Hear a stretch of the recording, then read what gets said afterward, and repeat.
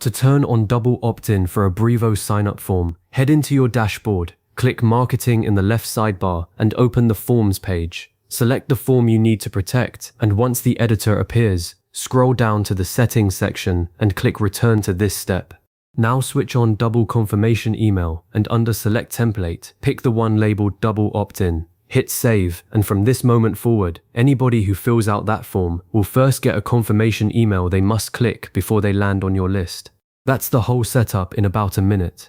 Now, let me walk you through those steps in detail, because I've seen plenty of people miss one small piece and then wonder why the double opt-in never actually fired.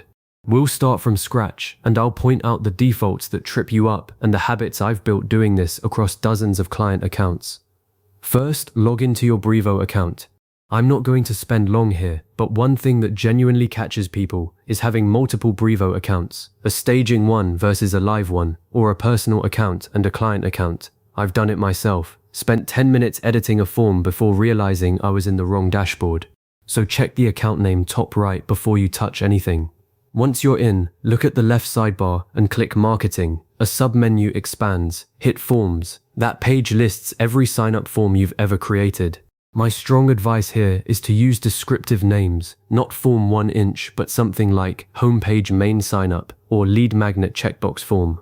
It sounds trivial, but when you have 6 forms and one of them is the one Google is sending traffic to, being able to spot it instantly saves you a small pile of anxiety. Click the form you want to edit and the form builder opens. Now, this is where the interface can mislead you. Typically you land on the design step where you can drag blocks around. Don't be distracted by that. Scroll down below the visual preview and you'll see a row of step labels, design, settings, and so on. In the settings box, Brevo shows a summary, but to actually get into the full settings, you need to click the little return to this step link inside that box.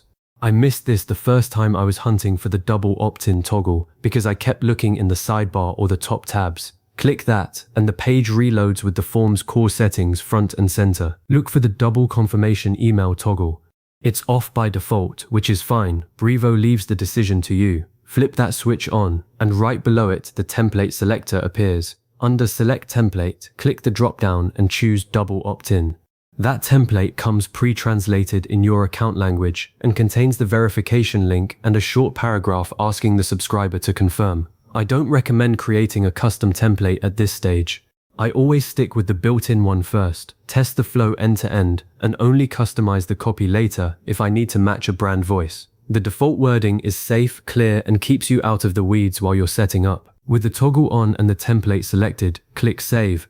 Brevo takes a few seconds to apply the change, and now the form is double opt-in live. Don't stop here though. I consider testing non-negotiable. Open an incognito window or use a different browser, submit a test email address you control, and wait for the confirmation email. It usually arrives within 30 seconds, but I've seen it land in spam when the sender name isn't set properly. So here's a related tip. Check your Brevo sender profile under Account Settings and make sure the default sender address and name are something your subscribers will recognize immediately. If your sending domain isn't authenticated yet, that confirmation email can get filtered aggressively, and you want to catch that now, not a month from now. Let me explain what you've just activated, because understanding the flow helps you explain it to subscribers and your team. Double opt-in adds a verification step after the form submission. The visitor enters their details and hits submit, but instead of landing on your contact list straight away, they receive an automated email containing a unique link. That link sits in a pending state until they click it. Only once they click does Brevo move them from pending to subscribed and trigger any automation you've attached to the list entry. This one step filters out mistyped addresses, temporary spam accounts, and bots, and it's the single highest impact change you can make for list hygiene. I've personally cleaned up client lists that ran unprotected forms and collected thousands of junk signups in a matter of weeks. The bounce rates climbed, mailbox providers started marking legitimate campaigns as spam, and the whole sending reputation took a hit. Enabling double opt-in stopped that instantly. Beyond deliverability, it also supports consent requirements. You have a clear record that the subscriber intentionally confirmed, which matters if you ever need to demonstrate GDPR-style compliance. The benefits stack quickly. You get fewer bounces, higher open rates because your list is full of people who actually want to hear from you, and better deliverability since mailbox providers see that your emails are consistently being opened and not hitting dead air. It also saves you money if you pay per contact, because you're not storing and mailing to ghost addresses. As you walk away from this, there are a couple of habits I'd keep. Every few months, open the form again and do a quick test submission to confirm the confirmation email still arrives fast and looks right. If you change your branding, go back into the email template section and update the double opt-in template to match your new style. Don't leave it with old logos. Also keep an eye on your confirmation rates inside Brevo statistics. A sudden drop tells you something in the flow broke, and catching it early is much easier than rebuilding list trust later. You've now got a double opt-in form running in Brevo, and your contact list is significantly more protected.